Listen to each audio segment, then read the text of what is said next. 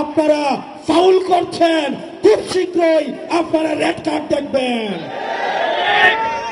অতীতের যে রাজনীতিক যে ধারণা ছিল, যেই খেলা ছিল, সেই খেলার নিয়ম তো পাল্টাবই, খেলাকেও পাল্টে দিব। শাপলা মার্কা নাকি আমাদেরকে দেওয়া হবে না। প্রিয় নড়াইলবাসী, আপনারা জেনে থাকবেন, তারা মিটিং করেছে আজকে, কিন্তু মিটিং হওয়ার আগে গতকালই তারা ফলাফল জানিয়ে দিয়েছে।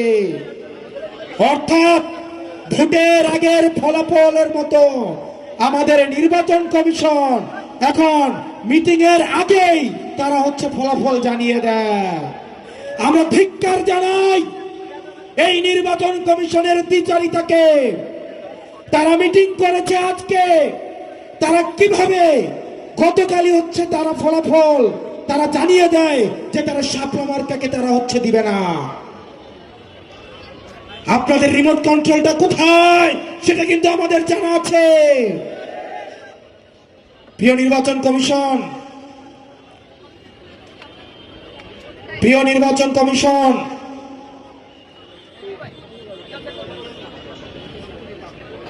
আমরা দেখতাম নির্বাচনের আগে জিএম কাদের যায় ভারতে, এরশাদ যেত ক্যান্টনমেন্টে গলফ খেলতে।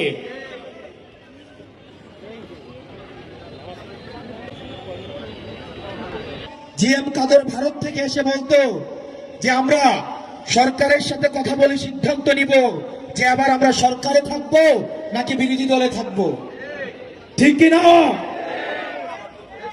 আমাদের কাছে খবর আছে এই নির্বাচন কমিশনের কারা কারা কিছুদিন আগে ক্যান্টনমেন্টে সিএমএইচে ভর্তি ছিলেন। আমাদের কাছে কিন্তু খবর আছে। এরশাদকে যেভাবে গলফ খেলতে নিয়ে যেত, ঠিক একইভাবে এখন অনেককেই ধরে ধরে সিএমএইচে নিয়ে যাওয়া হয়।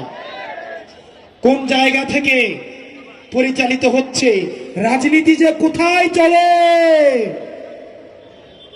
প্রিয় নড়াইলবাসী, আপনারা আমাদের সাথে থাকবেন। আমরা প্রতিজ্ঞা করছি, অতীতের যে রাজনীতিক যে ধারণা ছিল, যেই খেলা ছিল, সেই খেলার নিয়ম তো পাল্টাবই, খেলাকেও পাল্টে দিব। এই রাজনীতিবিদদের জন্য আমরা কঠিন করে অবশ্যই ছাড়বো। আমরা রাজনীতিবিদদেরকে জনগণের কাছে জবাবদিহি করতে আমরা বাধ্য করব। রাষ্ট্রের প্রতিষ্ঠানগুলোকে আমরা জবাবদিহি করতে বাধ্য করব। আমরা আবারও বলছি, নির্বাচন, জনগণ এবং রাজনীতি যদি করতেই হয় তাহলে চাকরি ছেড়ে দিয়ে এসে এবং ক্যান্টনমেন্ট ছেড়ে দিয়ে এসে তাহলে রাজনীতির মাঠে এসে রাজনীতি করুন। গলফ খেলিয়ে, হসপিটালে ভর্তি করিয়ে যারা রাজনীতিতে যারা ইন্টারফেয়ার করার চেষ্টা করছেন, আপনারা ফাউল করছেন, খুব শীঘ্রই আপনারা রেড কার্ড দেখবেন। প্রিয় নড়াইলবাসী, আপনারা ভালো থাকবেন, সুস্থ থাকবেন। আপনাদের সাথে খুব শীঘ্রই আরো দীর্ঘ লড়াই আপনাদের সাথে দেখা হচ্ছে। আসসালামু আলাইকুম ওয়া রাহমাতুল্লাহি ওয়া বারাকাতুহু।